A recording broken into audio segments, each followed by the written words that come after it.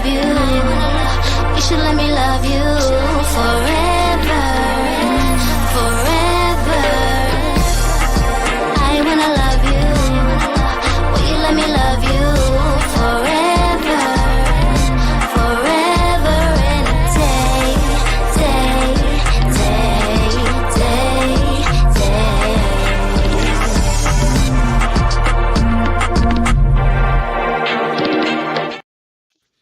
Happy after Super Bowl Benito Bad Bunny Sunday. Welcome to the Melanated Way. I'm Linda. That is Abby. We are covering the last finale of 90 Day Fiance, the tell-all, the other way. We finally caught up, and we finally are. This is going to be it for season 7. So all the good things. If I seem a little out of it, you guys, I was telling Abby. Did I call you Abby in the beginning? Girl, you did. Okay, good. Phew. I had a pimple, and I was being very, like, what's the word? Like, very, just like obsessed. So I was like on all the things, social media, and tea tree. I was supposed to like dry it out. I got like concentrated. That's the thing, though. So here's where I went wrong, Abby. So I got the real tea tree oil concentrated, and then I just put it on it. And then in the morning I woke up and I literally had a chemical burn. But then I read the label, and you're not supposed to like. It's concentrated, so you're supposed to dilute it. So now I have a burn on my face, and I keep touching it. I'm not supposed to touch it, but I'm a mess. That's all. I'm a mess. So if I'm messy today, that's why. I'm going to blame it on that. Blame it on it. How was your Super Bowl Sunday? You won't believe it. I have not watched Benito Bowl yet. I've been saving it for a time that I can just sit down and pay attention. I've been avoiding all media showing any snippets of it. And when we get done here, I'm going to sit down and watch, because today was at work just too busy for me to have time, and I do not want to be distracted. Oh, you're going to love it. It's fantastic. I won't even spoil it for you. Just know that it's exactly what we needed, and it was amazing. And this. That's my heart. I know. I know he's such a good performer. I also feel like I'm going to want to just like get in the shower and cry right afterwards. It's a lot, but it's amazing. That being said, let's jump into the tell-all part 2. Overall thoughts, Abby. Overall thoughts of part 2. Well, my overall thought was, dang, there's not even one couple that I can kind of like root for. I was hoping that there would be one couple that's like, you want to see them go on, and you want to see how their life turns out. There are individuals that I'm interested in a lot, but no couples. Yeah, but we knew that from the very beginning. The only couple that is going to stay on, and they're not ever going anywhere despite all the BS drama, is Jenny and Sumit. When Sean said, Jenny, if you move out, where are you going to go? And she was like, oh. I was like, that's it. Where are you going to go? You don't even want to leave your bedroom. You don't want to do shit. So, like, you're not going anywhere. So you're not fooling anyone. Let me not jump Can ahead. I tell you the moment? Okay, I'll wait. There was one moment I had to pause because I was laughing so hard. Listen. But I'll wait. My overall thoughts of the tell-alls, I feel like there's a lot of unfinished business. And I didn't feel closure for any of it. And that's unfortunate because, this was episode 22. So we are hours and hours and hours in. And although I loved the season, I didn't love the tell-all. I felt like there was nothing to be told. That being said, I'm going to jump right in. Manon, she had her freak out. She wanted to leave. She was like a celebrity. No cameras. She's leaving. Anthony said to his new friends that they're done. He's heard that over and over multiple times that she always threatens divorce, which I think is super toxic. But he's starting to think about what's best for him in this relationship and what's best for their son, Ben. And what I thought was interesting in this moment, Abby, is that Greta could relate. Greta's like, you know what? Manon's a very insecure person, and that's similar to me, she said. And when you think everything is all about you, and that's why, like, you can't visit family, you can't do this, you can't do that because you think it's all about you, that's an insecurity. And I was like, Abby, that's what it's been this whole time. That's what it's been this whole time. And I never even thought of that because she comes across and portrays herself as this strong, intelligent, powerful, body positive woman. But underneath, I think it's just pure insecurities. It's pure insecurities. And later in the episode, I'm going to tell you why I can substantiate my thought. And so I was like, that just all makes sense. All of this like micro controlling, all of this like mean girl behavior, it's all from insecurity. And I dare say that I've been saying this whole season, what Manon needs to do is she needs to sit down with herself and she needs to deal with her past traumas. And whether that means she goes and sees a therapist or a psychologist or something, she needs to deal with that so that her whole entire life, in her words, doesn't blow up around her. You can't move forward in a healthy, happy relationship if you haven't dealt with the trauma that you're holding, because all that's happening is you become embroiled in this toxic cycle with your partner.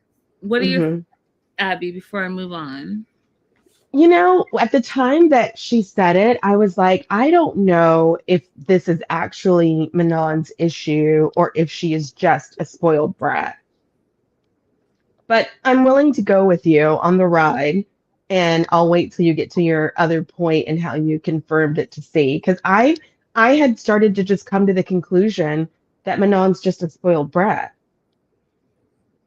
And that she has had the pleasure of being able to get whatever she wants from Anthony, and the idea that she can't continue to just have her way was upsetting her in that moment. But No, I'll go with it. Abby, that's true. What you're saying is true, but in addition to all spoiled brat, used to getting her way, but it's stemming from insecurity and trauma. All of that is true. What you're saying is true. So she agrees to stay after the producers talk her out of not leaving. And Greta, who I feel like was literally the voice of reason on this tell-all, she was like, you know, Anthony, having a baby and having a kid together is no reason to stay together. And Abby and I have talked about this to nauseam. Y'all, just because you have first of all, a baby is not going to save your relationship, period, full stop. And just because you have a baby and you want to have the perception of the Joneses next door, that's not going to keep your relationship together. And it shouldn't, especially if it's toxic, period. So, Manon comes back. She decides that she's going to continue to film. They get back on set after their break. And Patia is hilarious. Patia was like the comedic pause of it all. So she sits between Anthony and Luke and tells, you know, Anthony she would give him a 7 out of 10 rating for his stripping when he stripped for his wife. And then she decides that she's going to go ahead and teach Luke and Anthony how to strip a little bit. And when I say there was 0.000 rhythm to be had between the two of them, 0.00. All she was saying is bend your knees a little bit. And I would get up and do it for you guys. But like, no, I'm not going to do all that right now. But I mean, I think you can see me. She was literally just saying for them to move in a figure eight. that's it. Bend your knees a little bit, Abby. That's it. That's all. That's it. What she's doing. That's it. One of them didn't even know what a figure eight was. Have you seen a figure eight, sir? Mess. It was a mess. Okay, okay. I'll get it. I was Okay, like, Linda, figure eight. okay, no, what's even figure eight? This is Luke. What is happening right now? She's like, no, bend your knees and do a figure eight. And he was like, I listen, you guys, I don't want to throw the stereotype out there, but Lord have mercy on you guys, because that was a mess. What are you doing? What is the anyways, okay. I laughed. I paused and I laughed. And then everyone kind of settled down a little bit. And then here is part 2 of Manon's not only insecurities, but part of her toxic behavior. She wants Anthony to apologize to her. And one of the things, you guys, and I'm going to give this to you as free advice. If you're ever on any type of set, if you are ever, for some reason, filming something, you're going to have a mic on, okay? Whether it's scripted or non-scripted. If you're doing an interview, if you are on a movie set, you're on a TV set, you're going to have a mic on somewhere. And I want you to know, especially non-scripted, we get all of the tea from the non-scripted because it's called a hot mic. You will forget that you have a mic on. Your mic is on all the time, and they're just pulling that information. Okay, I can't remember what that is. It Steve Spector, Sean Spector.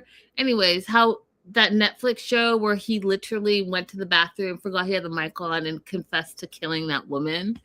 Same thing. Okay, your mic is always on. My tip to you is to remember, wherever you are, if there's a microphone involved, your mic is always on. That being said, Manon had a hot mic, and she was literally thinking she was having a private conversation with Anthony, telling him that she wanted him to apologize to her. I love you, she says, which was manipulative as far as I'm concerned. I don't understand why I have a husband who acts like this. Like, why have a husband if you're going to be this way? She said, all I want is love and support and for you to stand up for me. And, you know, you're too scared to apologize and to say all these things to me. Like, she just made it all about him and how terrible he is to her.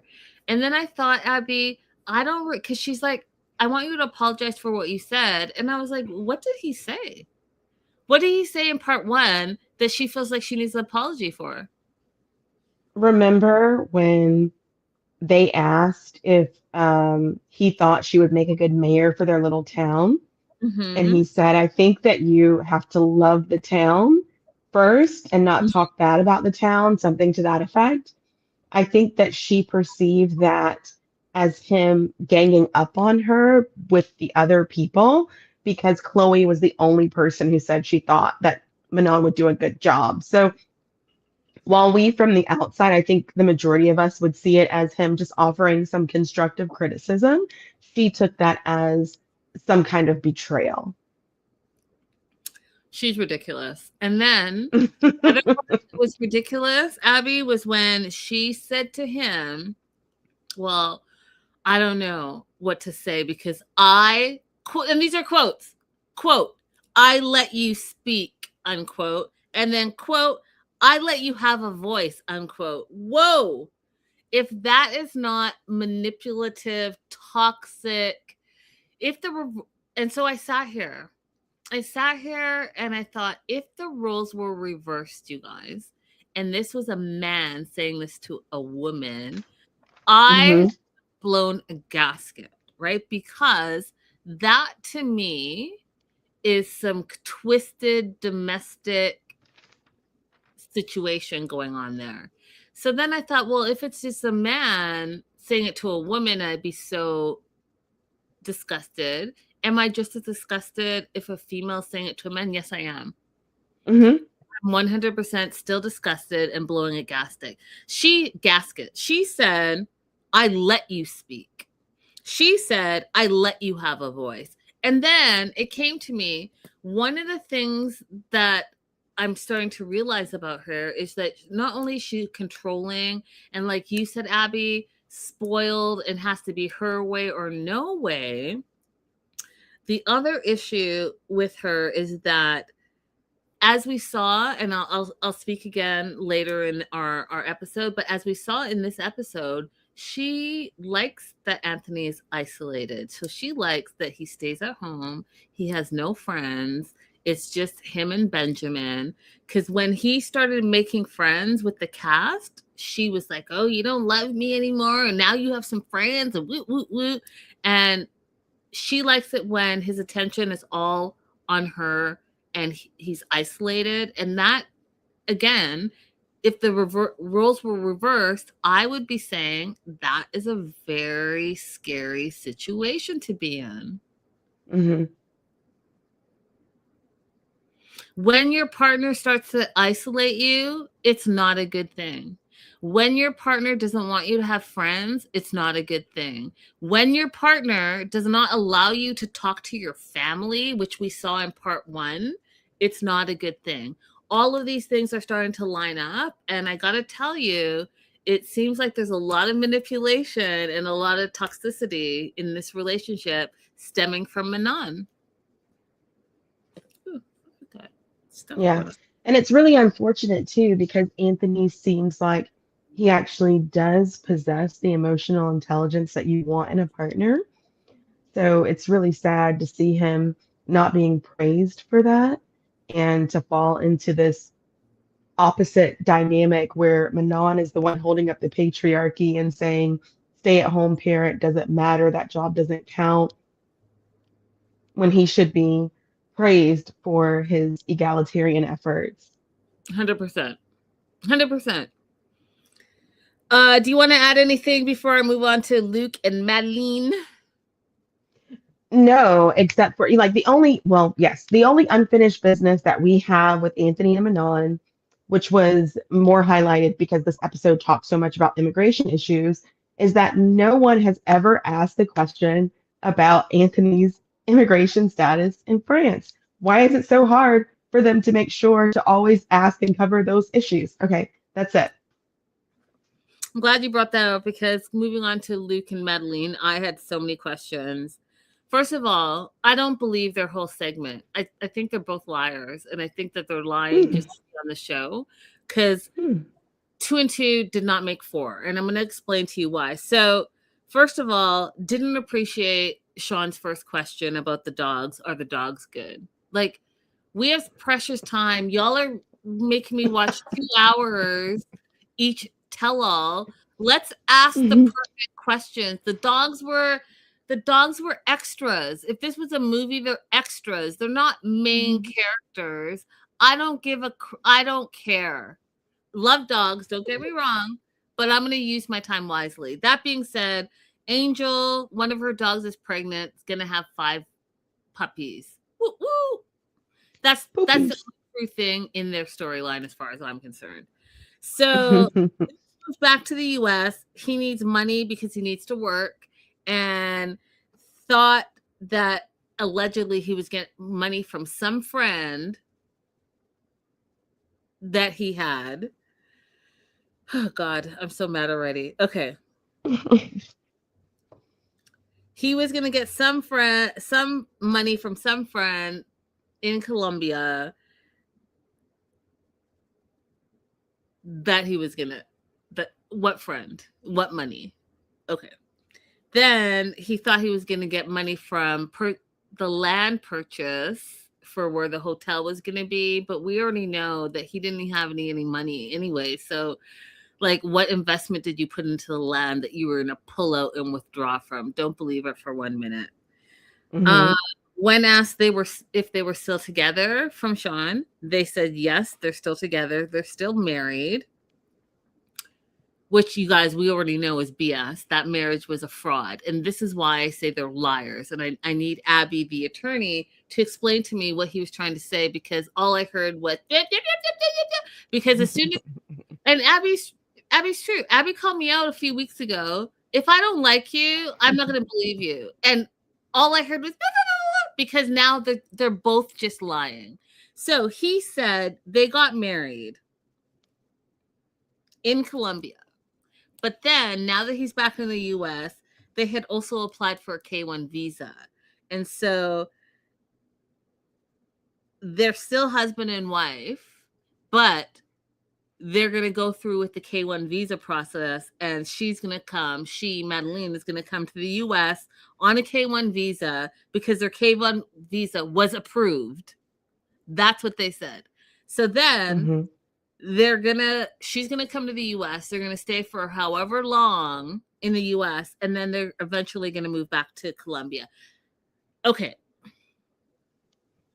Before I go on my TED Talk, please, Abby, and if you guys are new to our channel, Abby is an immigration attorney with all the business.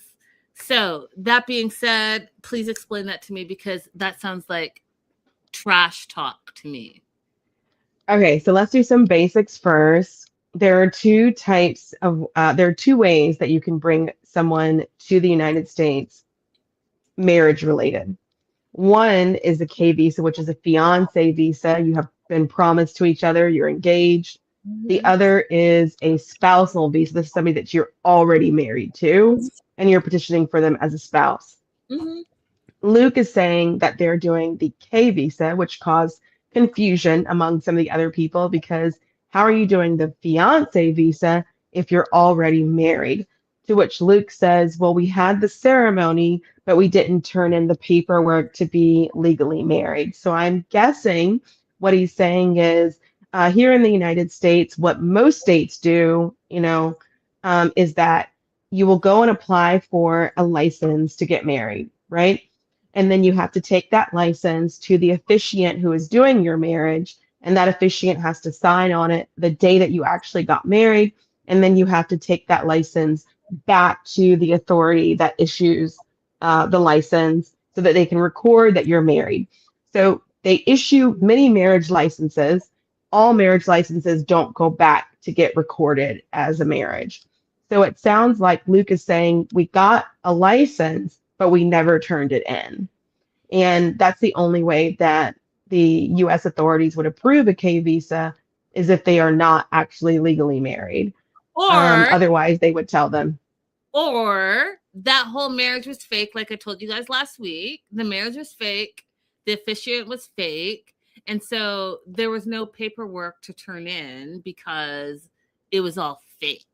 So yeah, you can still get a K-1 visa when you are doing the song and dance, but you're actually not doing the rhythm. Ooh, I made that up and it sounds great. Yeah. Song and dance. Yeah. So to me, it seemed like the way that things were positioned in the wedding shot, it seemed like it was a lot more of a promo. Yep. For the hotel and other services. Bliss Hotel, the friggin' helicopter company, all of it. The wedding gown, all of it. It was all sponsored, you guys, and the wedding was fake, and that's why he could still have a K-1 visa, because they never truly got married. And you know what? That's it. Yeah. Because if it was like, remember, coming into the season, money is tight, right? So to me, the only way that they're bad. Exactly. The only way they're having all of this extravagance, because under normal circumstances, let's say that you originally were like, we're going to get married because the K-1's taking too long, and then boom, you get the approval. Normal circumstances, financial, you'd say cancel all that wedding stuff because we don't have that money to spend anyway. Yep. Trash. BS and trash. More So BS is my trash. only confusion is why is she not here? Because once the K1 is approved, if they're saying it's approved, then you have a limited amount of time that you must enter the United States or else it's going to expire. Because they're So, lying. That's what I'm saying. Their whole segment was a lie. All of it's a lie. They're not even together anymore. There's no K1. There was no marriage. Period. There was no hotel. There was none of it. He didn't have any. mhm. He borrowed $3,000 from his dad. So when I get to the rest of it, all of it's lies. Their whole relationship is a lie, and this segment is a lie. And you guys wasted my time. And he's checking for Chloe now. So let's just keep it pushing. Ugh. See, I was about to not do a TED talk, but you guys are forcing me. I hate liars. I hate liars. And we have watched 90 Day Fiance for too long to be snowed by the nonsense. That's why some people are like, oh, it's so scripted. Oh, it's like, no, it's not this. Some of it is like, partially encouraged, and a lot of it is just real. But them right here, no. This right here, season 7, episode 22, Tell All, part 2, Luke and Madeline's segment is trash. All lies. And you know what? If you're going to lie on national TV, then you should get your lies correct. You should probably talk to Abby, make sure that your immigration lie makes sense, because what you're saying makes sense. Like you're married, but you're not married. K1 or spousal visa. Investments, but not investments. Just shut up. Okay. Next, the other thing that totally was just like outrageous to me is that Madeline said that she lost her wedding rings, and she gave this convoluted car oil spill hot in her pocket lost ring. And I just don't believe her. I don't believe it. I don't believe that she lost her ring. I think she pawned the ring because they're broke. And you found out that your alleged husband is not the sugar daddy that you thought he was going to be. And so when he went back because he had $0 and 0 cents, you were like, how am I going to survive?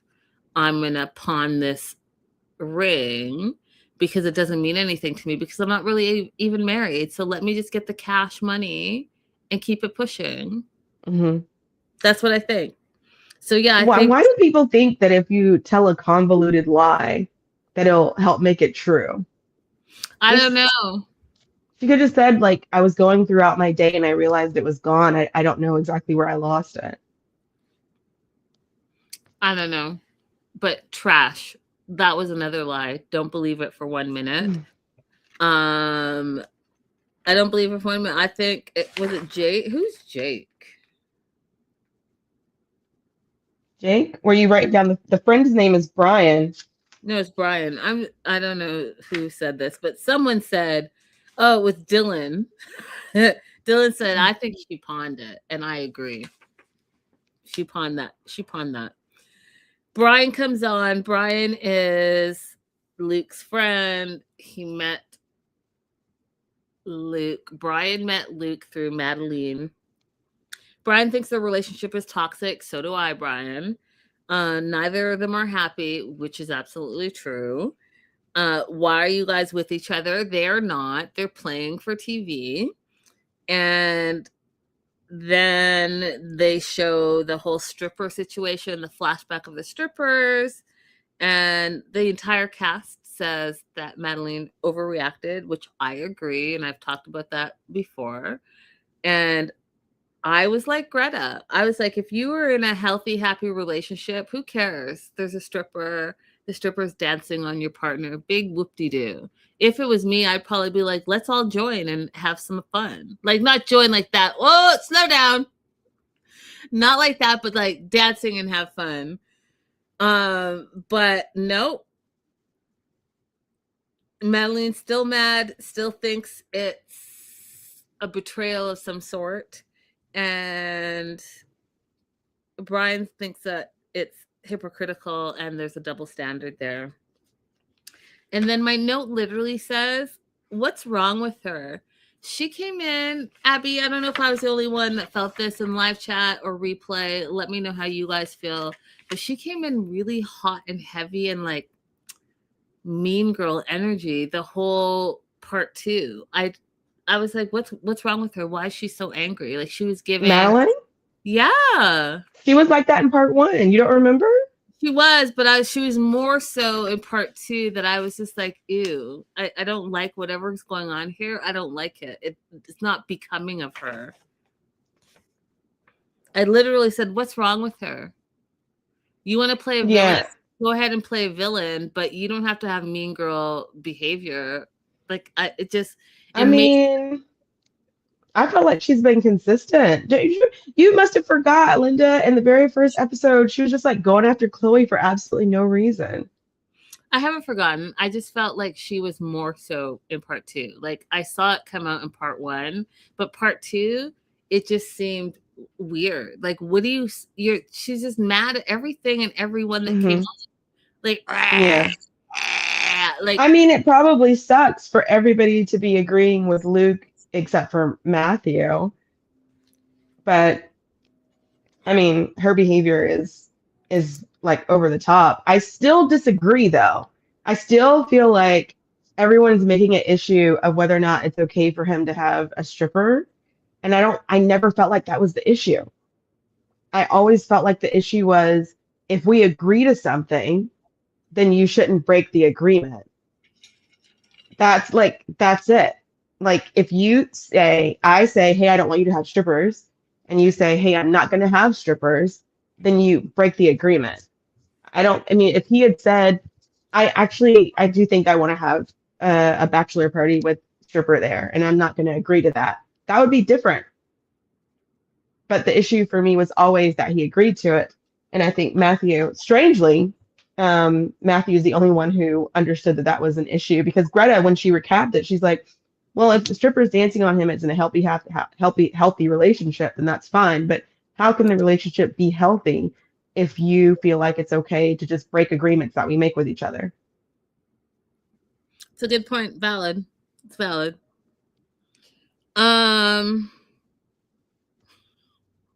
So I've already exposed the lies, right, that I think. So lied that they got married, lied the K1 visa, lied the ring. And then what just took me over the top was when Madeline was pissed off at Brian because she said that Brian stole their money. So everyone's confused. Like, what are you talking about? What money was stolen? Please explain. Allegedly, Luke and Brian worked in a gold business together and they sold the business. That's what Luke said. Luke said they sold their gold business. And how he got that money is that he took money against that investment property. But if you guys remember 5 minutes ago when I said that he said he got money for his wedding from taking money against the land investment purchase, like how many remortgages are we doing on this alleged land that you bought? And then y'all, they want me, Linda Antwi, who's watched 90 Day Fiance since season 1 and have been reporting on it. You guys remember from an AfterBuzz day, like gone to all the things. You want me to believe that Luke and Brian lost $2.1 million on this gold company that they allegedly had. And from the $2.1 million, Luke borrowed money against the investment property in Colombia that he was building an alleged hotel on just recently with the $3,000 that he borrowed from his dad to get there, that he gave whatever money to Brian, $150,000 to Brian that Brian owes him, and Brian's like, yeah, pss, pss, pss. That's nothing. He'll get it back. Who? Raise your hand if you believe any of this. Abby, who do they think we are? When I said that all lies and the math is not mathing, and you guys know me, you guys know that I will pause something so that when my mind is trying to put two and two together, it's not making sense. I pause so that until it makes sense. I didn't even pause it because I knew as soon as they were talking about a K1 versus spousal that this was all going to be lies, because we already know everything was fake. So now, what gold business? What? Okay. So Luke, you're a trader now. You have a commodities license now, and international at that. And you and Brian, who you guys, sorry, it's not about the stripper. I'm just making a point. You guys got a $50 stripper to come to the house because you guys couldn't go out and actually afford the real strippers and pay lots of money, the 2.1 million that you guys have. So you had the stripper come to the bachelorette party where there were 5 of you drinking Bud Lights. Like, stop it. Just stop it. Stop nonsense. Abby. Yeah, I had a hard time with this story, but what I do believe is that he's broke. However it happened, this story of them telling us how he's broke, don't believe that. But I do believe that he's broke. And I believe that perhaps he needed to leave Colombia because he borrowed money from sources that are not banks. Borrowing from Peter to pay Paul ran out, and so he decided to borrow from MS Peter, and maybe that's why he's not Colombian right now. Do you guys remember during the pandemic, there was this little girl or a little boy, I don't know, it was a little kid, and the little kid was doing his homework, and he said, Jaden broke. Yeah, Brian has 2 dimes and 1 nickel. How much money does Brian have? And the little kid Brian said, broke. Brian's broke. That's what this reminds me of. Like, right? Y'all, stop it. Just stop it. And then the other thing, you guys. Okay. You guys, Abby. Okay, first of all, I'm not going to talk about my personal stuff because I'm just not into it today. But you guys know, like, I'm on the dating scene. And I said this at the beginning of the season, the dangly earrings for men, I'm not a fan of it. And Luke tends to switch them out where he like has like a silver dangly and then a gold dangly. And it's very distracting to me because I'm like, are you a pirate like Johnny? What's happening right now? Your earring is distracting me. All right. Listen, Luke wants to feel bonita. Exactly. He does. Yaslo saying, by the way, shout out to the live chat. We've got some longtime watchers in there. I always appreciate you guys coming and give your opinion. But yeah, Joslo, he does. Joslo said Luke is a mining engineer and makes a good salary. He is. He does make a good salary, but as his father told us, instead of just making his good salary, he keeps trying to participate in these get rich quick schemes. Yeah, instead of working consistently. So I'm not into it. I don't see the live chat for some reason today, but thank you for sharing those things, Abby. Okay, so Madeline doesn't want Luke and Brian to be friends. Luke's like, oh, but I love Brian. And then she freaks out. She's like, okay, it's over. We broke up. It's over. If you love him, it's over. And then Luke's like, no, we're still together. And I was like, okay, here is toxic relationship number 5,000. Because what? Like, you guys throw out breakups like, oh, we're broken up. No, we're not. We're gonna get together. No, like, I don't roll like that. If I say we're broken up, we are broken. That is it. Yeah. It's not good. No, it's not. It's toxic. And I will tell you from the immigrant groups that I participate in, a lot of people have normalized this kind of conversation. They don't see it as being emotionally abusive or manipulative to their partner. But when you have someone here in the United States that's dependent on you because they can't work, a lot of times they have no transportation. A lot of times you live in cities where they don't have access to public transportation. It is absolutely abusive to continuously threaten to break up with that person who's 100% dependent on you. Yeah, it's disgusting. Disgusting. Anything else you want to add before I move on to Manon again? Nope, let's go with Manon. So Manon, if they're on break, she sees Anthony talking with other cast members. She's like, oh, he has friends now. He doesn't care about me.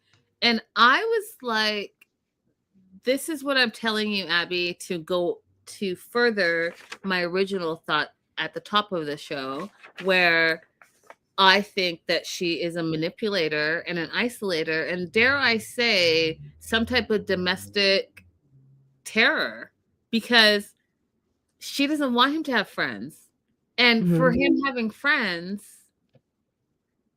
she's saying that now he doesn't care about her because she's had him isolated for so long that she can't imagine. That's why, think about it, Abby. He was a stay-at-home dad. She didn't respect it, but she loved that she knew where he was 24/7. He gets a job.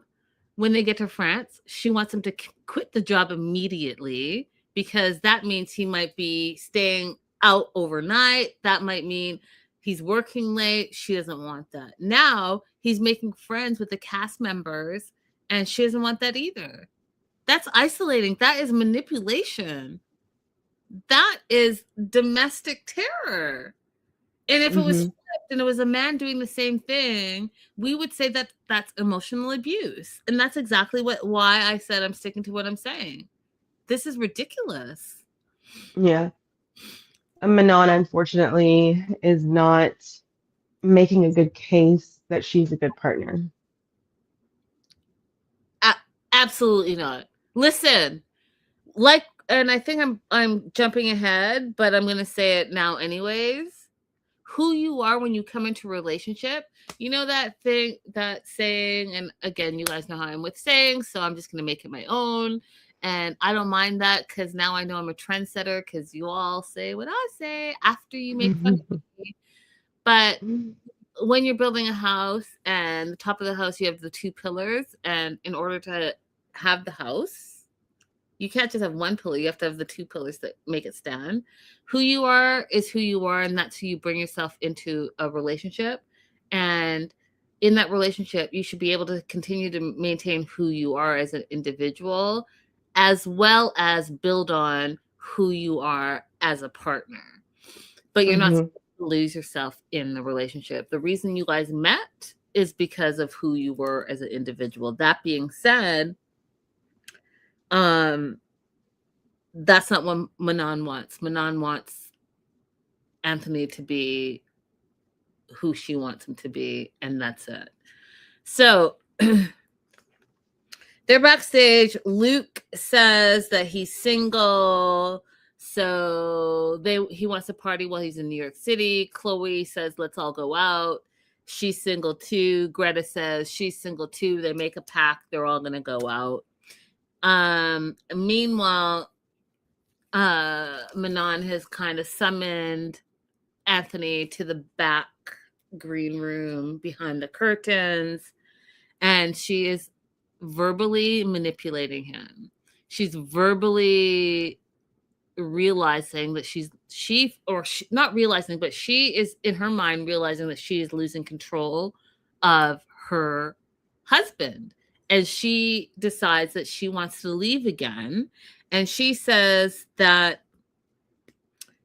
she doesn't want to be there anymore. She thinks that Anthony doesn't love her anymore. She wants to stop fighting with him. And instead, because men are so simple. They're so simple. Okay? They're so simple.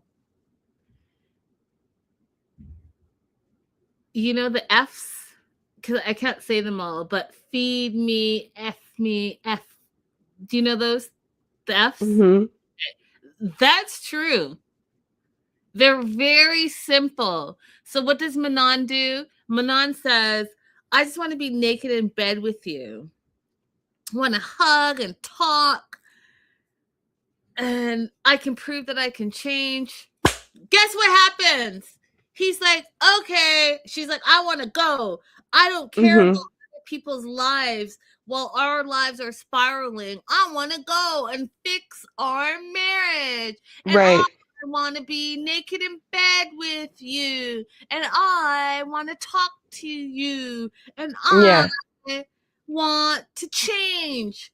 Bullshit. And then she dials up the charm. Thank you so much. Do you have that bag? Oh, thank you for carrying that bag. All of it.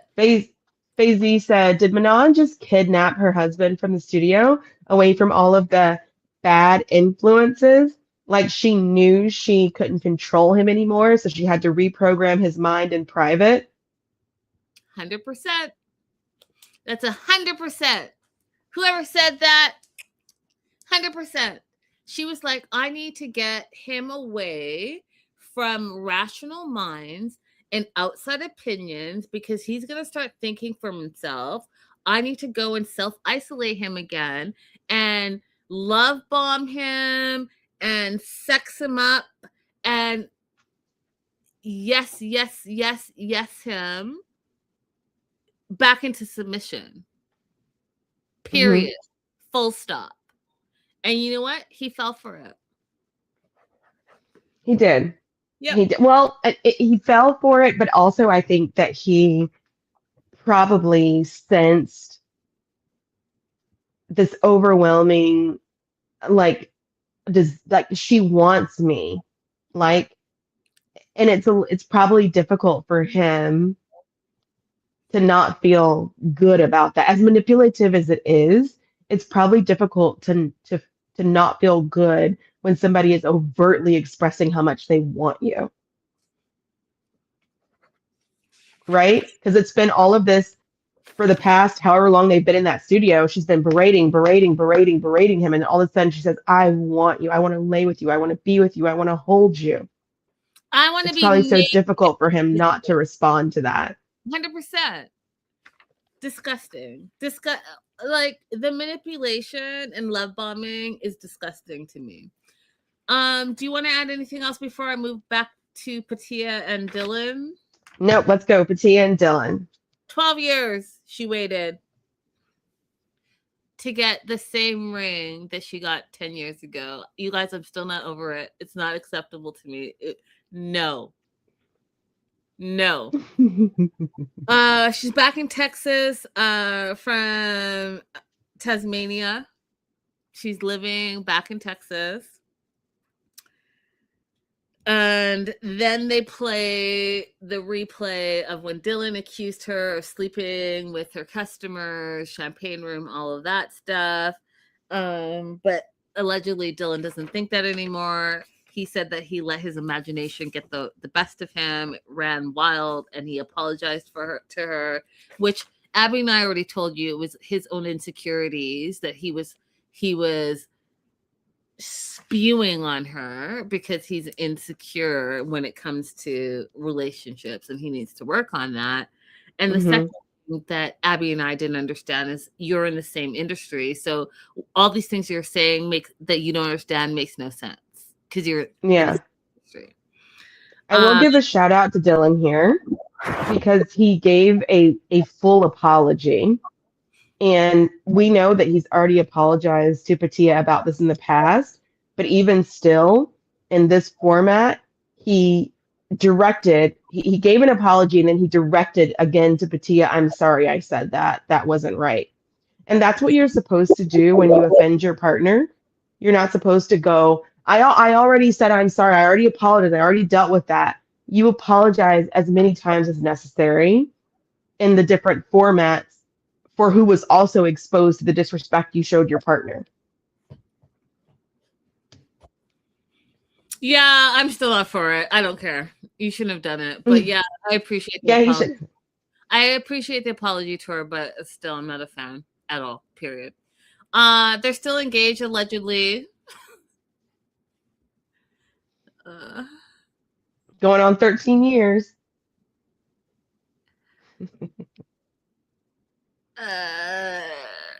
They're still engaged. I'm sorry, I got stuck for a second there.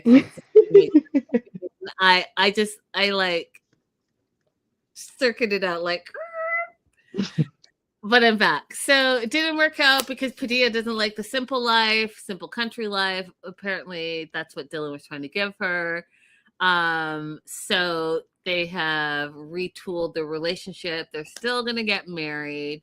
But they've applied, well, they're going to apply for the K1 visa. So he's gonna come to the US, Abby, in a couple of weeks, he said. He's gonna be there for 3 months.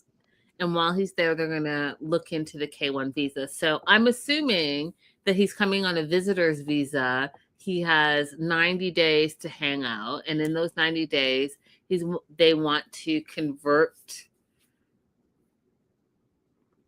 into a K1 visa. He's still going to have to go back to Tasmania until that visa K1 is approved. Am I correct, Abby? I don't think that's what they're really going to do. I think that what they are probably intending to do is that once he arrives on his visitor's visa, that they will get married in the United States and then go ahead and file the spousal visa here in the US. But you can't come on national TV and say, I'm planning to enter the US on a visitor's visa with the intent to stay and apply for an immigrant visa. Makes sense. Makes sense. But technically, if they're going to do what he said he was going to do, he could come on the visitor's visa, look into the K1, then apply, but he would have to go back, right? Correct. If that's what they truly do, then he would have to go back. But what is the need to look into the K1 visa when he gets here? You can look into it from Australia.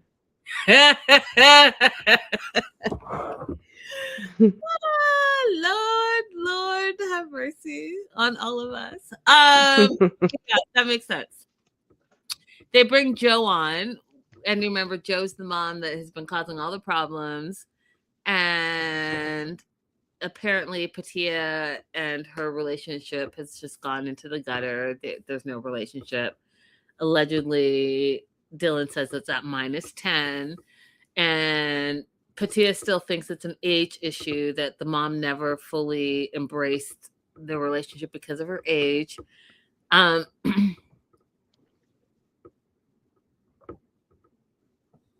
They showed never seen before behind the scenes footage of Dylan and Patia's engagement. And listen, y'all. Okay. Listen. They got engaged, and 30 seconds later, he called his mom on FaceTime. Now, no.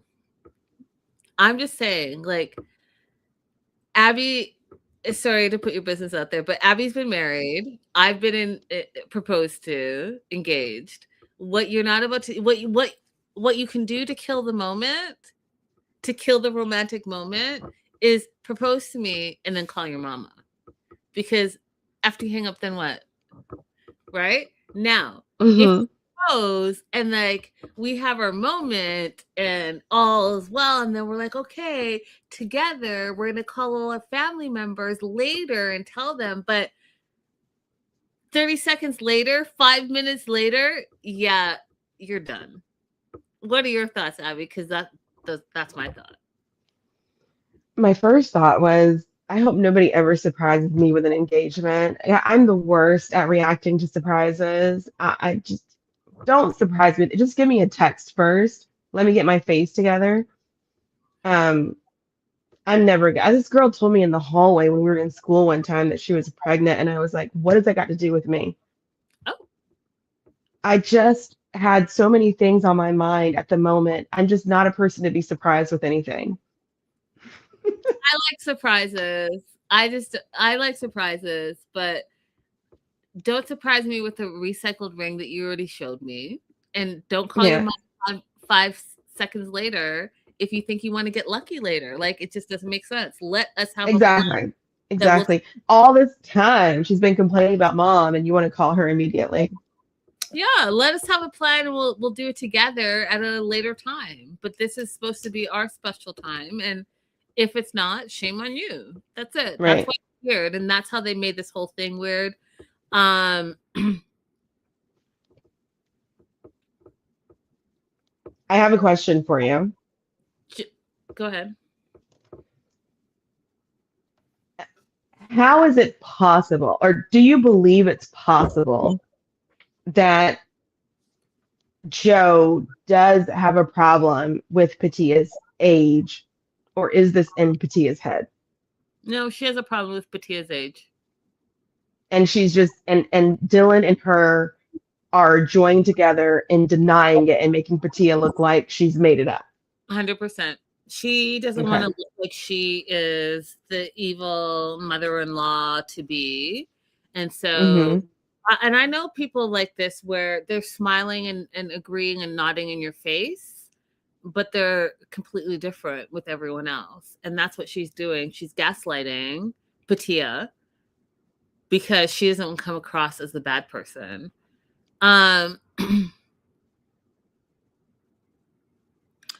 The mom, Joe, says that Patia is jealous of her and needs to work on herself. And I laughed because Submit, Mama's Boy, Luke, which was kind of weird because when asked about his mom, he like passed over it and said he was close to his dad, which, okay, we already know that, but there's a backstory with the mom. I don't know what it is, but he did not want to talk about it. And Johnny, whose mom has passed, but so the men that have mom issues all like circled around Joe saying that, which I thought was just interesting. Mm-hmm. And they brought on Jen / Lynn, aka Lynn. I'm not going to get into any of it because I was like, first of all, I don't even remember you. Did you remember her? No, I only remember the nephew that we did not think was really a nephew. Yeah. Who was the stripper friend, Lynn? Like, I don't remember this person being mentioned at all. I was at like, are there all. some scenes that we are not seeing? I don't know, but if that's the case, then poor edit producers. Like, what? Because who? I was like, who is this? Anyway, she's talking about phone calls, inappropriate conversations between Dylan and his mom, and gyno appointments, and cutting off Patia. And no, I just was like, no, I don't care. Mm-hmm. I don't know who you are. I don't care about this. We already know that he talks to his mom way too much and he's a mama's boy. That's all I need to know. Mm-hmm. We find out that Joe gives her blessing to which I thought was hilarious, to Dylan and Patia as he is off to the US, and she wants them to start a life of happiness in the US. I don't believe it. I don't believe it. I think that she thinks that she'll be able to self-sabotage and sabotage that relationship before he leaves and gets on the plane to come to the United States. Jenny and Submit. Anything else you want to add before I go on to Jenny and Submit? Yeah, I'll just add one thing. Dylan said that the K visa process is around 12 months. I would say it's more like a year and a half to 2 years. Oh, Just wow. FYI. Oh, wow. Okay. Good to know. Moving on to Jenny and Submit. Oh gosh. Okay. I'm not TED talking. I promise. You guys, this is a segment where I had a moment that I had to pause because I was laughing so incredibly hard at something that was not meant to be funny. Jenny in her pursuit of happiness.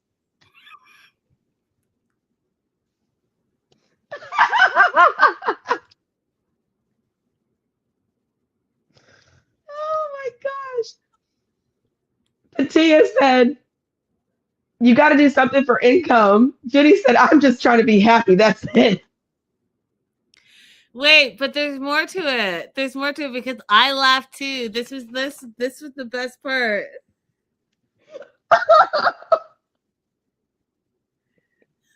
This is the best part. That was the best part of it. Are you gonna say the rest of it?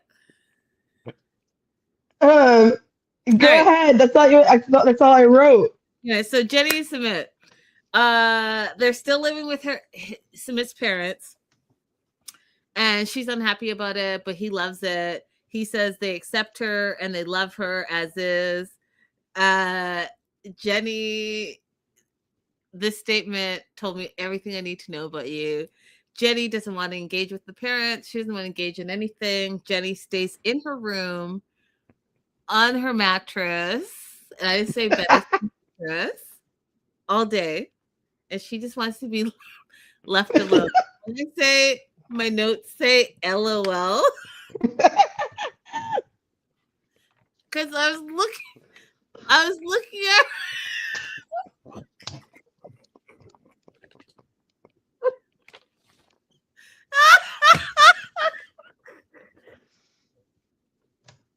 I'm not a big AI user, but if somebody merged Jenny with a sloth sitting on a mattress, please send it to me. Please. With Sadna in the background, angry. All right. I'm going to try to Jenny said, put me in hospice.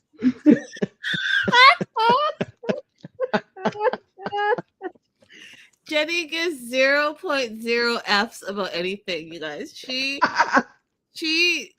wears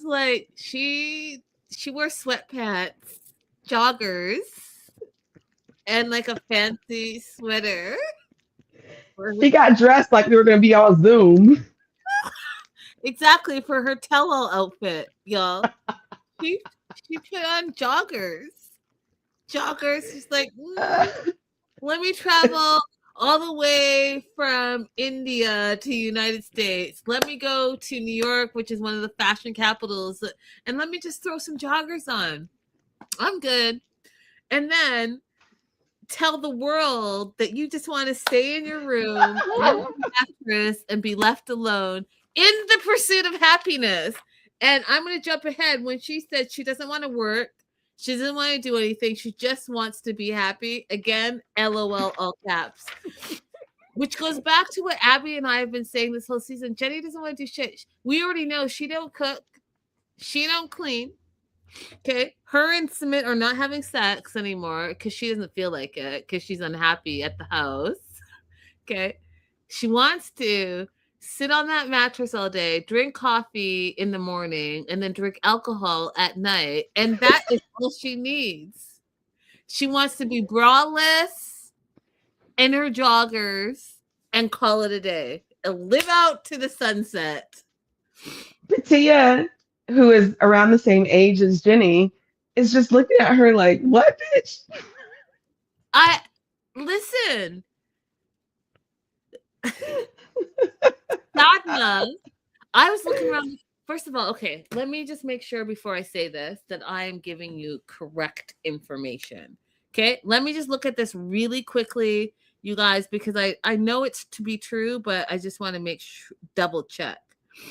Let me just double check. And while I'm double checking, I will say that when they brought on Sadna and Annette, the mom and dad of Submit, I also died of laughter. This was the comedy section because Sean said, "Thank you." I'm going to do my host voice. "Thank you so much for joining us." And Annette said, "Okay."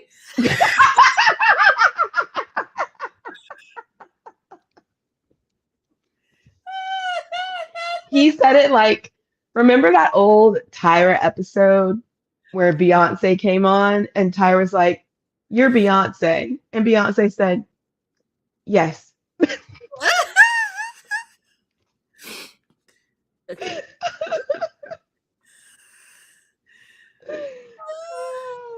Annette. Oh gosh. Okay. Mm. Hmm. None Okay. of them intend to be as funny as they are. Oh my God, so funny. Died of laughter. Okay, so I want you guys to put this all in perspective. All right, April, pop quiz time. Mm-hmm. Jenny in her joggers, in her sweats, in her coffee, cooking, all the things we know about Jenny. How old do you think or do you remember Jenny is? Let me answer this as if I'm Submit. First, I have to.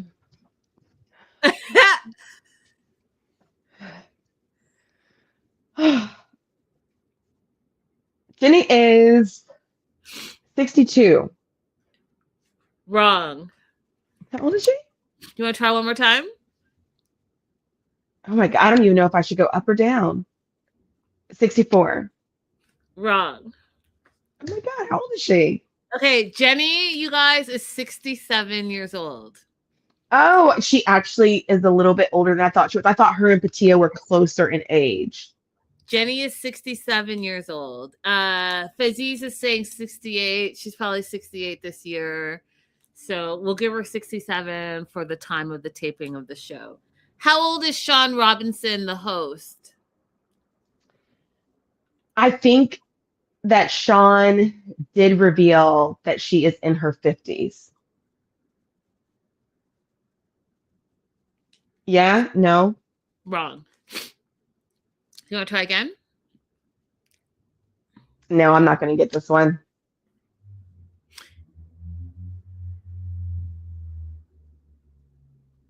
Do you see How it? old is Sean, y'all? Do you see it? Oh. Oh my. Sean Robinson is 63. 63 years old, y'all. 6'3". So I need you to put that in perspective, okay? Jenny is 67. Sean is 63. 67, 63. 6, 7, But you 6. know what? Jenny could be doing better. But once you stop using your body, once you stop stretching and exercising and mentally like playing some games and doing some crossword puzzles and learning a new language, when you stop using your body, everything does slow down and you start getting tired. It's already starting to happen to me, so I'm fighting my way out of it. Little plug for myself, come over to my Instagram and join my daily stretch, so we can fight it together. We've talked about this on our show multiple times, and especially for those people that are entering retirement age, you have to have your second act. And your second act, whatever it is, you have to be active. Get yourself out of the house, get yourself mentally stimulated, whatever that looks like for you. Puzzles, walks, the gym, joining a knitting group, whatever it is that you fishing, whatever it is that you like to do, you have to continue to mentally stimulate your mind, and you also have to stay active. As soon as you, like Becca says, turn into a sloth, then don't be surprised of the sloth aftermath, because you're not doing anything physically, mentally, spiritually, and it's unfortunate. And that's what I think we're seeing happen right now. And I don't know if it's because she's saying she's unhappy, so unhappy, but I mean, we saw her outside of the house, and like, I mean, when she cooked that spaghetti, y'all, I was just done. I don't know what to say. And to say that that's your famous recipe that everyone loves, like, go ahead and just get a can of spaghetti. Do they still make cans of spaghetti? Because that's what it looked like to me. No, don't do Chef Boyardee like that. Mm-mm. Chef looks better than what Jenny had. Sadna thinks everything's fine at the house. She doesn't understand what Jenny's problem is. She actually thinks that Jenny has problems with everyone, and that's her issue. And you know what? She might not be wrong here. One of the things I wanted to talk to you about, Abby, is, and we have so much more to do, so I don't want to go too much into it, but I do want your opinion on when Sumit said his parents are like gods. That was a little like, ooh. I'm probably going to get very close to being disrespectful because your parents are gods, the cows are gods. What is not a god?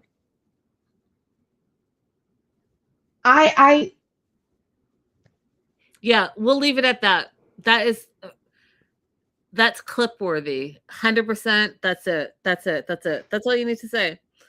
And so Sumit is battling prioritizing his parents versus his wife. And, you know, if you're married, you know that you should prioritize your spouse. But I don't know why he's questioning it. But here we are.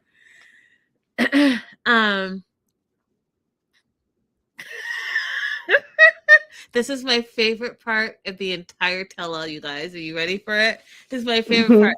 I laughed and like tears, and tears are about to come out of my mouth when I'm about to say it right now. So Jenny says, so let me give you the backstory. Sumit is confused about where he's prioritizing his family over Jenny, and Jenny says, you know, I'm so unhappy, I'm gonna move out. And then Sean said, Sean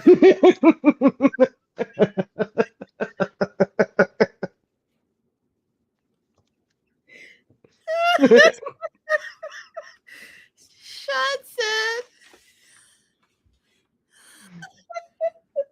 okay, I wrecked it for you guys. Sorry, it's just too funny. Okay.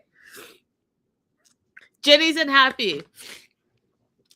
She said that she's going to move out if she has to continue to live with Sumit's parents. She said, I'm moving out. And Sean said, where would you go?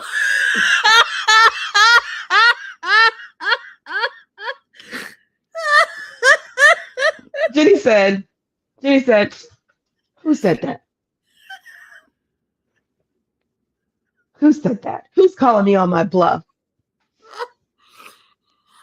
I just like in my mind, I imagine Jenny is in that house spread out on that mattress like a starfish. Just all day. Abby, I cannot. I laughed I'm still laughing, tears.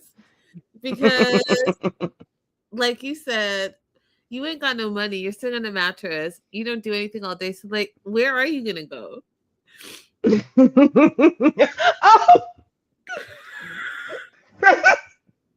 Tracy said, where is she gonna go? She can't even count.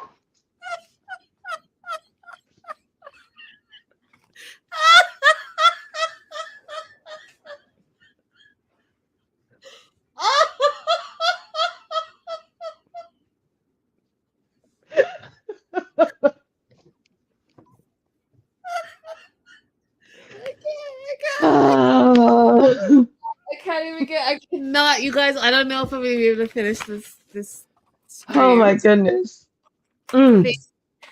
Faisy took me all the way out. She took me all the way out. You're not wrong.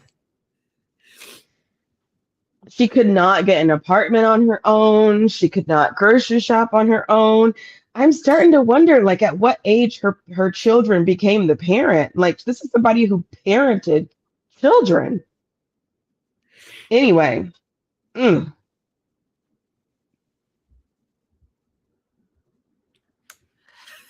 Submit thought that he was marrying someone who would, come with a little nest egg, and now he's being asked to fend for himself and provide for himself and not be able to live off of his parents, and he is in a conundrum.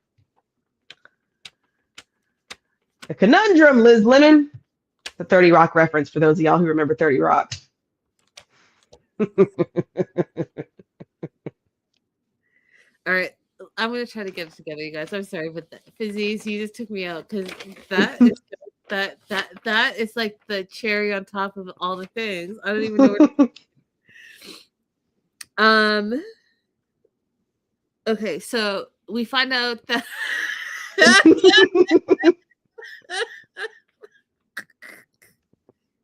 where are you gonna go? Jenny looks so defeated, Abby, because she knew it was true. Like, she's not going anywhere. Oh, here, I'll do this so that I can get it together. I did have a question for you, Abby. Mm-hmm. Why do you think Sumit never travels with Jenny to the U.S. for the tell-alls? I'm curious. You think his visa gets denied? Oh. He's never expressed any interest in coming to the U.S. at all. I know, but even just tell-alls, though? Maybe they don't have the money to apply for it. They've told us that they're kind of broke.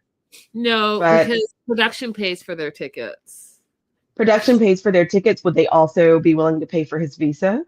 Yeah. His application? They would? Absolutely. Well, then, and in that case, the only thing that I could think of is that he was denied. When you apply for a visa, a lot of Americans don't realize this because we travel to most countries without any problem. We just get a visa on entry. You don't realize it when you're presenting your passport, you're getting a visa on entry. But other countries, they have to apply for a visa before they come to the United States, before they even consider traveling to the United States. And when they apply for that visa, they have to prove that they don't intend to stay in the U.S. when they get here by showing that they have ongoing employment, that they have stable housing, that they have money in a bank account. There are a lot of things that Submit would have difficulty showing if he was applying for a visa. I need someone else to comment because I look over and Paige's comment is still like in my face.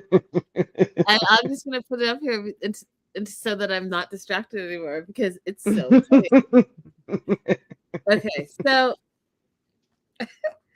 we also find out we've gone awry, y'all. We've gone awry.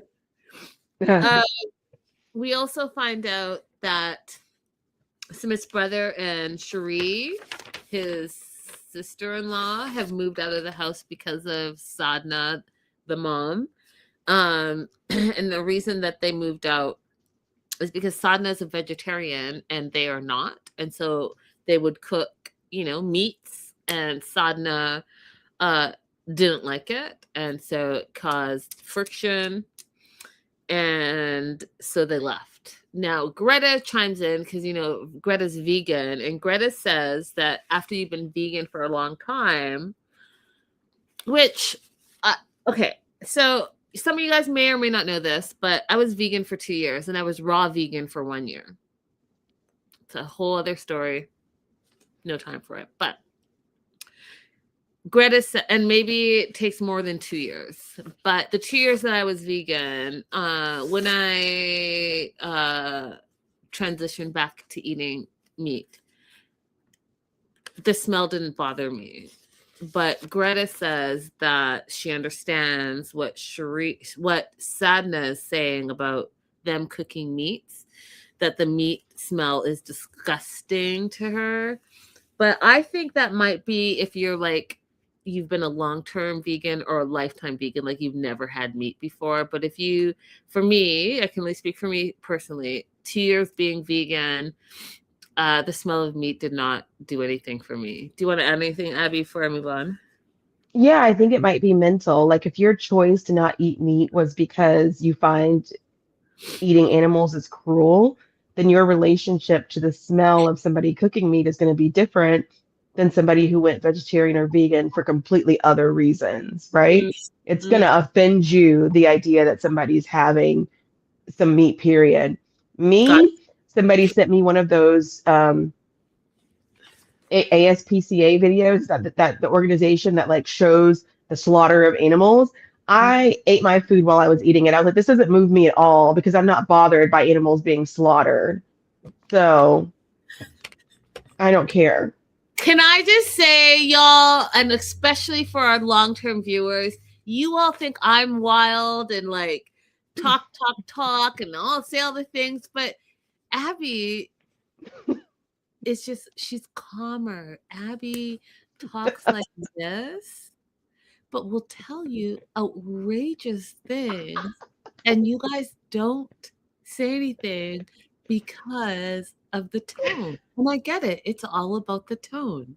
But because she's so level-headed and smart, educated, and talks so calmly, you guys don't see or hear I hear everything. I am so hyper alert, as you guys know. And I hear, like, she just said, did you hear what you just said? Because I have not said outrageous things like that. She said, Faces has made you that picture that you requested. Go ahead, Faces. We're not gonna put their emails in the chat, but can we, do you follow her on Instagram or TikTok? Can we do it that way? Can she give you in the chat? Yeah, I'm typing right now. So sorry, I know it looks weird on the screen. Perfect. Let's do that and send it to her. So this is, I'm sending you, this is IG and TikTok.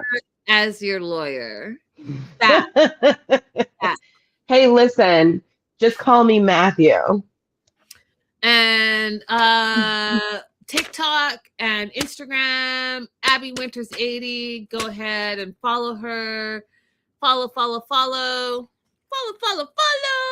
Oh, you guys don't know who Fella is. Look him up. He's amazing. Okay. They moved out. Greta understands. Then the other thing that just cracked me up. You guys, I'm sorry. I know that we have like, it just was too funny. We've gone overboard and we're running long, but I'll try to wrap up some of this. Sean asked about the cafe and Smith says that business is okay, but he's the only one working there now. What? You guys are lying. You're telling me Smith gets up every morning and goes down to the cafe and makes the coffee and does the cooking and the cleaning and the selling all by himself? Is that what you guys are trying to tell me right now? We don't believe that.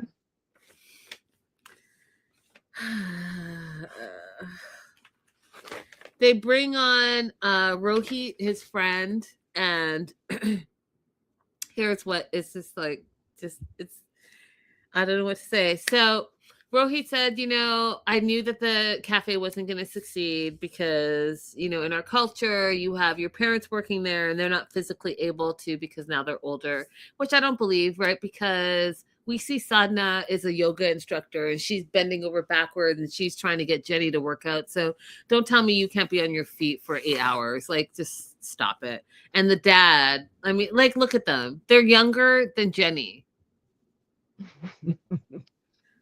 And then Jenny's not working there because she can't cook. She can't make coffee, and like Facey's so eloquent that she can't count. The sister-in-law has the kid, so she can't be there all the time, and the brother-in-law went back to his job. So I guess the family business is not so much family anymore.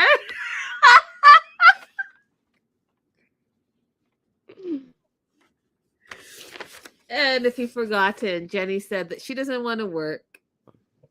She doesn't want to do anything. She just wants to be happy. And I think that was her retirement plan. It's just to chill. So Rohit goes on to say one of the reasons why the family cafe is not being successful is because they didn't hire professional chefs, and they needed to do some more research. And Sumit disagrees, and Jenny disagrees because she says they can't afford professional chefs. Well, what? Like, Jenny, what? You don't want to work. You don't want to make coffee, but you also don't want to hire someone else. Okay. Sumit feels that his friend Rohit is jealous of him and really doesn't want his business to be successful. Jealous of what? Yeah, I don't know. That's exactly. We find out that Jenny doesn't want Sumit and Rohit to be friends. And Greta's like, and again, Greta, voice of reason, because I do agree with her again on this point, where when you're in a relationship, when you're grown and you've had lifelong friends, 6 months friends, 1 year friends, just friends, okay? Friends and family, you've developed your community, and you meet someone else, and you guys combine your communities, okay? That is how it should be. Now, should you absolutely continue to engage in your community? Yes. Because who you are as an individual is still who you should be in a partnership, okay? And sometimes your communities cross. You guys have dinner parties. Sometimes it's guys' night. Sometimes it's girls' night. Sometimes it's girls' trip. Sometimes it's guys' trip. Sometimes it's separate, but you come together, and that's how it should be. So when Jenny is freaking out because she doesn't want Rohit and Sumit to be friends anymore because they go out after work and have drinks. And then Greta says, well, Sumit should be able to go out with his friend, and you should be able to maintain who you are as an individual when you're in a relationship 100%. Mm-hmm. Full stop. For those of you guys that lose yourself in your relationship because you're so happy and you fall out of friendships, or you stop reaching out to your friends and all that stuff because you're so in love, and then you know what happens 2 years, 5 years, 10 years down the line, you guys separate or divorce, and then you're like, oh, I have no friends. Well, it's because you didn't nurture your friendships. Exactly. Graham says that Rohit is jealous of Sumit's hair. Facts. When Sumit sits like this and goes like this, you guys, he sits up, and every time he has to talk, he has to make sure his hair is back. And then he talks. I'm like, your hair's not even in your face. What's happening right now? Okay. Sadhna hot mics to her husband in Hindi that Jenny's not happy ever. She's not happy with anyone because, Jenny doesn't like the parents. Jenny doesn't like so-and-so. Jenny doesn't like Rohit. Jenny doesn't like.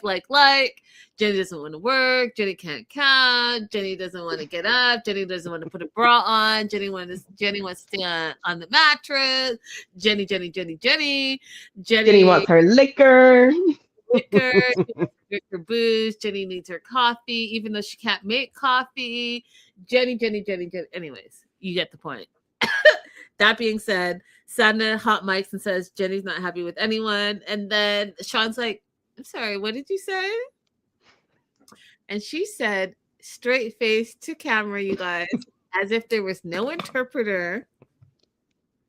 If my son is happy, I am happy for him. That's why I know y'all interpreters be lying. Y'all be lying. Oh, I think I had to get myself together. You have some questions here. Oh, If you let's get see. to India and you're from here, I don't know where here is. I'm assuming United States. Is it legal? Yes, yes. A marriage in any country is legal and binding. So they were able to apply for Jenny to stay in India based on the marriage. And if they ever had any interest in coming to the United States, Jenny would be able to petition for submit. However, I suspect that she might have a hurdle in the financial requirements because to be a sponsor or petitioner for someone, you have to meet certain financial thresholds to bring them to the United States. So I think she might have that issue. We've talked about this in length. Abby, do you want to go ahead and answer this question? Does Jenny know any of the language yet? That's what I would like to know. Says We Greg. saw her, yeah, in the episode where they had Sadhna leading the yoga. Time We out. saw her use. Oh, Abby, time out. We're gonna rewind. I'm gonna finish the question, and then you're gonna answer. Graham, okay. 1976 says, "Does Jenny know any of the language yet?" That's what I would like to know. Okay, go. Okay. So in the episode where they did the yoga with Sadhna, we saw her use 2 Hindi words. So if she knows more than that, it's a mystery. It would be a surprise to us. Facts. Graham also wants to know about the Social Security. So, can you continue to collect Social Security from the United States if you're living abroad? Yes, you can, but the amount of Social Security that she receives, based on my own estimate of Social Security, which I'm constantly checking to see if I can retire yet, is probably not sufficient. Awesome. Thank you so much for those questions. We're going to keep it pushing because we still have Johnny and Chloe to go. Okay. Listen, Jenny and Submit, just keep it coming. I know you guys are going to be on, what is that? What's the show with the 90-day fiance? The Last Resort. Last Resort. You will definitely be on that for sure. Because, and Jenny will go to the resort and we'll see Submit on the screen and we'll keep it pushing. All right. Mm-hmm. Chloe and Johnny.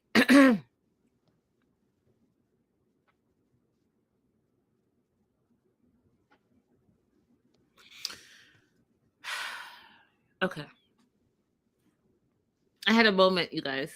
I had to reel it all in. And so I'm just going to do it. So Johnny wants to get back together with Chloe and feels like it would have worked out had he been more respectful, more patient, and more understanding. It could have worked out between them. I think that's him trying to fake responsibility for his disgusting behavior. I don't buy it for 1 minute. Patia asks Johnny, do you love Chloe? Like, do you love her? Do you want to be with her? And he said, the first thing he said, well, we had great sexual chemistry. And then he said, if we could start new, then and have a clean slate, then yeah, I would want to be with her. Chloe, again, slow clapping, all the things, because Chloe, at your young age, I don't know where you got this wisdom from, but I enjoy it. I enjoy your wisdom. Chloe said, hot mic, like I would say. She's like, what the hell is going on right now? Because that's what literally my inner thoughts would pop out of my mouth. You guys know how I am. That's exactly what I said. Like, what the hell is going on right now? Like, what? Like, can I just tell you can I tell you a side story real quick? A side story. Yes. It's very confusing to me. So, and I won't.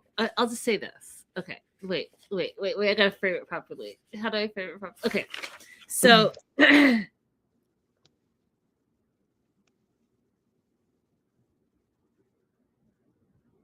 Okay. Some of you guys, you know my like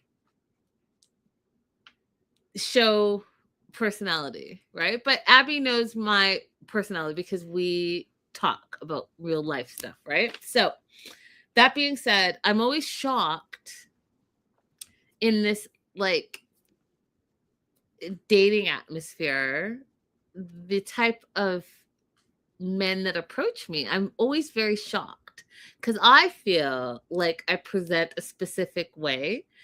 But perhaps I don't. So as you guys know, it's award season here, so I've been covering a lot of awards. And this is not the first time it's happened, and I'm trying to like make it so that it's nondescript. But I'm in a room full of people, full pack, people everywhere. And this person comes up to me, and Abby, this person is like tats everywhere. Right? And I love tattoos. I have a bunch of them, right? But I was just surprised that that person, in all the people in all the rooms, came up to me and was like, bloop, bloop, bloop, bloop, bloop, I'm going to DM you and woo, woo, all this stuff. And I was shocked. And I said, I wonder why. Like, we all give off different energies. And I'm not sure what my energy is yet. So y'all, that's what I'm going to be thinking about. Okay. And I say all that to say, when Johnny was talking about like great sexual chemistry and starting anew, and like I'm confused, like what the hell's going on? Like I, like Chloe, was in my mind like, what the hell? What's happening right now? Like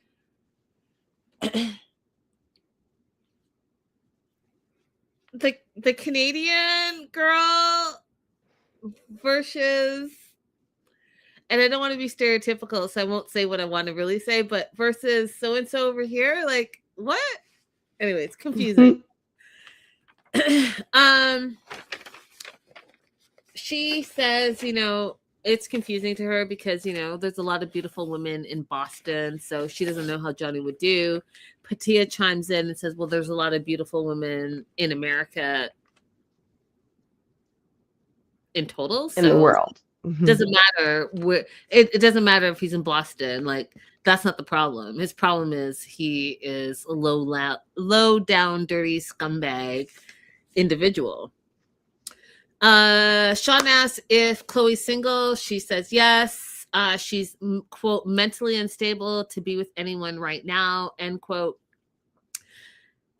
Sean asks the same question to Johnny. He says, well, there's someone special, and then pauses. See how that dead air? The dead air says a lot. So he pauses and then says it's complicated. Then pauses again. He's expecting a child. He's having a baby due in March. It's a girl. And I laughed because Luke said, are you going to name her Chloe? Died of laughter.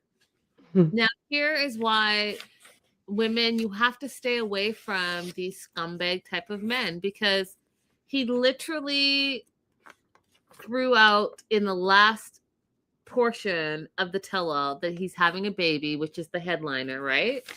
But does he say, okay,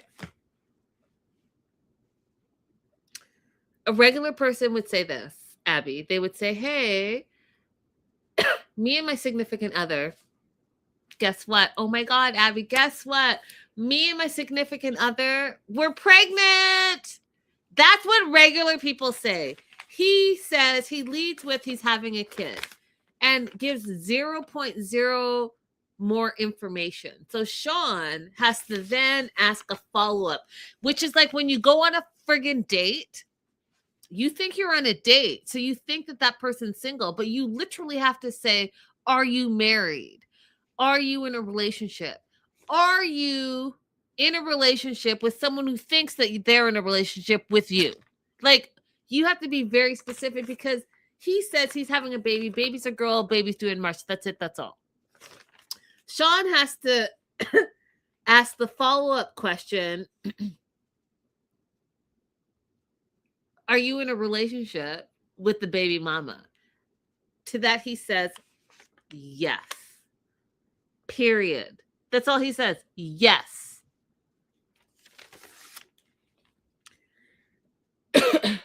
Chloe says, is sanity in the room with me? Absolutely something I would say. Love that for her. Then, because he answered just yes, right? So again, I'm not going to go on a tangent. You guys already know what that means. Like, where's the respect? Where is the commitment? Where you 5 seconds ago, you were telling Chloe to come back to you, come back to you. You were talking about sexual energy and all the things with Chloe. Chloe, we find out at the end of the show in the highlights, was actually going to go back to Aruba. And I know she was going to go back to hook up because, you know, when you have great sex, you want to always have great sex, and I get it. It's toxic and stuff, but she thinks that she's going to be able to separate the two, but she's not. She's going to be sucked into some drama. And that's why she started crying when she found out that Johnny was having a baby, because she had planned to go and see him, and he didn't tell her anything because he's a low down, dirty scoundrel. He's a terrible individual, a terrible partner, a terrible human being. And he lies, and he's a cheater. And he now is having a baby that's coming any minute now, and didn't tell her. And that's why she was crying, you guys. She wasn't crying because he kept making it seem like she was crying because she was so still in love with him. Oh, woe is me. I still love you so much. That's what he was making. No, he's been lying in her ear the whole time. They probably were like still text messaging and DMing. And she decided that she was going to take a trip and see him again and think it was going to be casual, great sex, when really he's been lying again. So it's a slap in her face for a second time. And as women, we do not like liars, and we do not like to be fooled not once, but now twice. Because now you've wasted her time. And what is it? Fool me once, shame on you. Fool me twice, shame on me, or whatever it is. But she was more pissed off with herself because she let him reel her in again. And he's still the same liar, cheater that he was when she found it the first time. That's what she was crying about. Agreed. When asked, so having a baby, baby's a girl. Are you in a relationship? Yes. Are you going to marry her? Most likely, he said. Okay. Chloe, upset, crying. And my note literally says, Johnny is wild and mean and an awful individual. And that's it. I like why she is so upset, and I explained to you why I think she's so upset. Do you want to add anything, Abby? I just want to say to the young lady who is currently having a child with Johnny, it might feel as though you have to stay in this with him because you have a kid, right? You don't. You just watch this man who says that he is most likely going to marry you pine over someone else because he didn't realize that she still had feelings there that he could take advantage of. He does not intend her any good. He just says, oh man, there's some feelings there I could have exploited, and I didn't know about that. And all that he cares about, he doesn't care about your feelings because you're going to see this one day. All he cares about is, and I quote, I don't want people to see me as evil. Yep. That part. So go ahead and, it's too late for the abortion, but you can still have some very strong co-parenting boundaries to avoid getting sucked into his life. That part. That part, and you know what? She's a beautiful individual, and they listen, you guys. I'll give you the tea at another time. It's run, girl, run. You are too beautiful to deal with the nonsense. That being said, let's shout out one of our live chatters. Graham 1976 has been married or together with her partner for 55 years, y'all. 55 years. And she says, I wish I could show you the poem people for me on our anniversary, 55 years together. And it's called Hummingbird. In November, he wrote it. Love that for you. Happy anniversary. 55 years, you guys. Cool. If you feel like it, when this episode goes up, come into the comments and put Hummingbird there. I'd love to read it. Salut. Congratulations. That is a beautiful love story. I wish more relationships could last that long and stand the test of time. That being said, you guys, we're wrapping for tonight. Don't forget to like and subscribe. Head over to Abby's Instagram, my Instagram, our TikToks. Follow us all over social media. And we will see you guys again very, very soon. Bye for now. Ta-ta. TTFN.